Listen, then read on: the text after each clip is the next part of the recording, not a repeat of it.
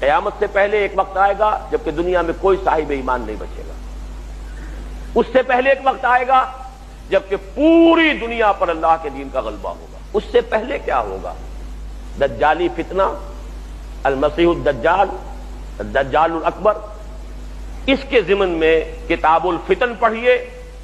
اب میں خاص طور پر آپ حضرات کو اس طرح راغب کر رہا ہوں، اس لیے کہ ہمارے مدرسوں میں بھی سارا جو حدیث کا درس ہوتا ہے وہ سب شروع کے جو فقہی ابواب ہیں، وضو کے اور نماز کے اور روزے کے اور یہ اور وہ جس میں اختلافات ہیں مسلمانوں کے، سارا وقت صرف ہو جاتا ہے ان پر.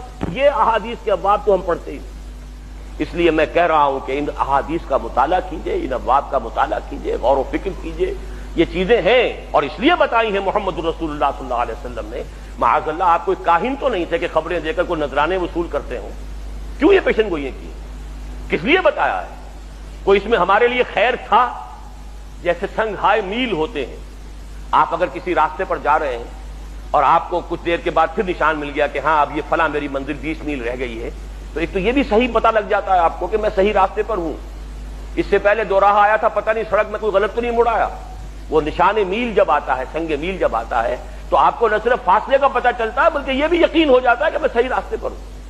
تو یہ تمام واقعات سنگھائے میل ہیں اور ہمیں اپنی دونوں آنکھیں کھولنی چاہیے، قرآن اور سنت اور قرآن و حدیث کی دو آنکھیں، کہ جن سے ہم ان تمام نشانات راہ کو دیکھ سکیں. اور ہمارے سامنے وہ جس کو اقبال نے کہا ہے چشمہ ہے میری آنکھ کا خاک مدینہ و نجف.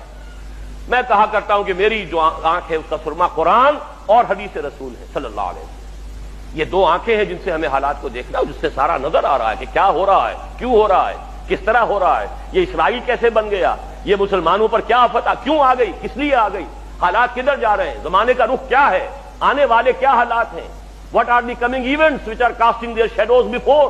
ان تمام چیزوں میں بصیرت حاصل کرنی ہے تو آپ کو ان احادیث کا مطالعہ کرنا ہے.